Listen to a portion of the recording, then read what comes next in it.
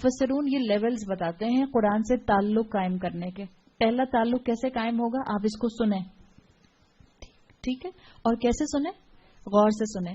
دوسرا تعلق اس سے کیسے بنے گا کہ آپ اس سے نصیحت حاصل کریں، یعنی کہ آپ اس کو اپنے لیے ریمائنڈر سمجھیں. ریمائنڈر کس چیز کی طرف آپ کو اشارہ کرتا ہے؟ مثال کے طور پر آپ اپنے موبائل فون میں ریمائنڈر لگاتے ہیں.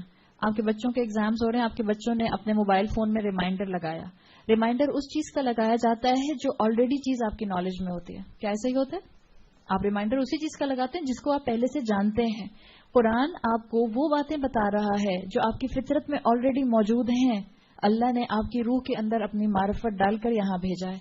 تو قرآن آپ کو اور مجھے ریمائنڈر دیتا ہے. ایک یہ لیول بنتا ہے. پھر اس کے بعد ایک اور لیول مسلمان کو قرآن کے ساتھ بنانا ہوتا ہے. ایک اور ریلیشن شپ قرآن سے قائم کرنا ہوتا ہے. وہ ہوتا ہے ریلیشن شپ تفکر کا، غور و فکر کا.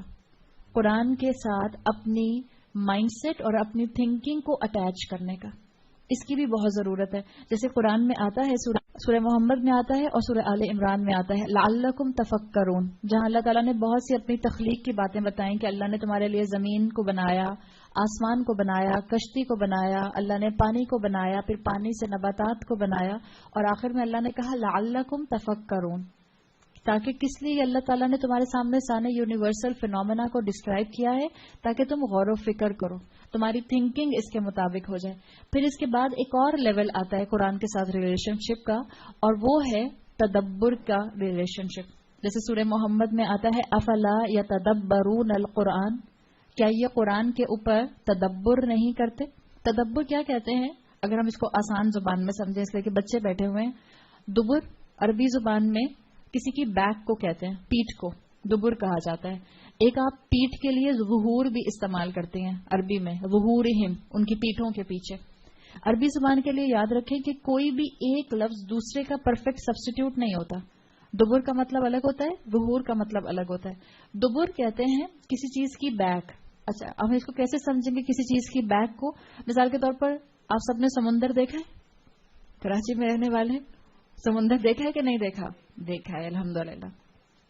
سمندر آپ دیکھتے ہیں تو آپ کو، جب آپ سمندر کے سی شور پر کھڑے ہیں، آپ کنارے پر کھڑے ہیں، تو آپ کو سمندر جو نظر آ رہا ہوتا ہے، آپ اس کا سرفیس نظر آ رہا ہوتا ہے یا آپ کو اس کا انٹرنل ڈیپتھ نظر آ رہی ہوتی ہے؟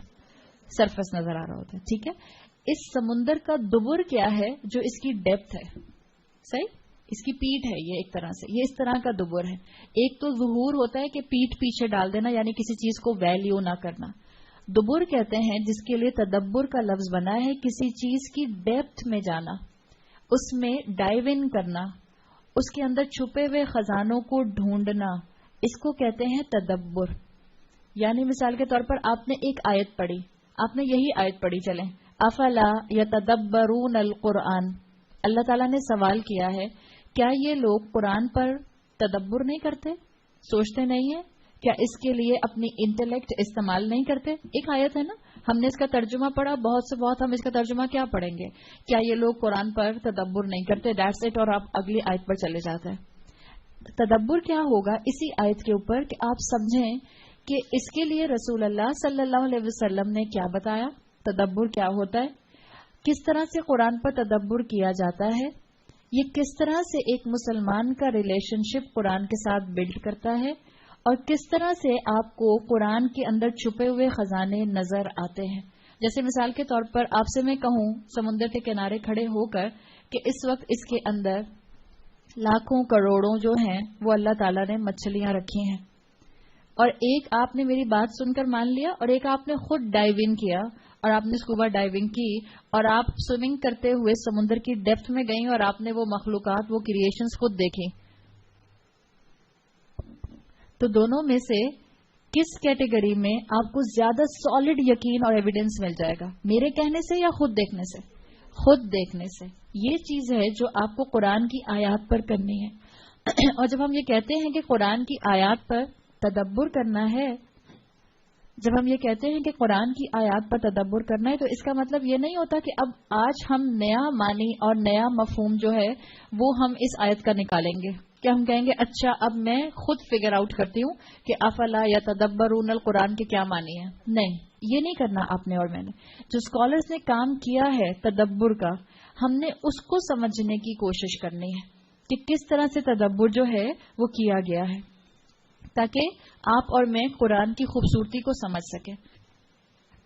اچھا، تدبر کرنے کے لیے ایفرٹ ریکوائرڈ ہوتی ہے۔ مثال کے طور پر آپ کے سامنے قرآن کھلا ہوا ہو، اگر آپ کے سامنے قرآن کھلا ہوا ہو اور آپ ترجمہ پڑھ رہی ہوں، اس کے مقابلے میں اب جو میں آپ کو سمجھانے کی کوشش کر رہی ہوں، آپ یہ بتائیں دونوں میں سے کون سا طریقہ زیادہ آسان ہے، جو آپ کو زیادہ اپیل کرے گا؟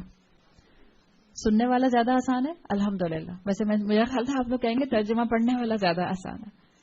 سننے سے زیادہ اثر آتا ہے، الحمدللہ۔ اللہ کرے کہ اللہ سننے سے ہمارے دلوں کو کھولے، لیکن یاد رکھیں سننے کے لیے جو سب سے بڑی چیز ریکوائرڈ ہوتی ہے وہ آپ کی ایفرٹ ہوتی ہے، اس لیے کہ جب آپ کسی چیز پر کانسنٹریٹ کرنے کی کوشش کر رہے ہوتے ہیں، اور خاص طور پر جب آپ قرآن پر کانسنٹریٹ کرنے کی کوشش کر رہے ہوتے ہیں، تو ایک مخلوق موجود ہے اس کے مقابلے میں جو آپ کو ڈسٹریکٹ کرنے کی پوری کوشش کرتی ہے، اور وہ شیطانوں کی اور جن کی مخلوقات ہیں جو چاہتی ہیں کہ آپ کسی بھی طرح سے قرآن کے اندر کا مفہوم پہچان نہ سکیں، آپ سرفس پر رہیں، بس سامنے سے قرآن کو دیکھتے رہیں اور آپ کے لیے چیزیں جو ہیں وہ مشکل ہوتی جائیں۔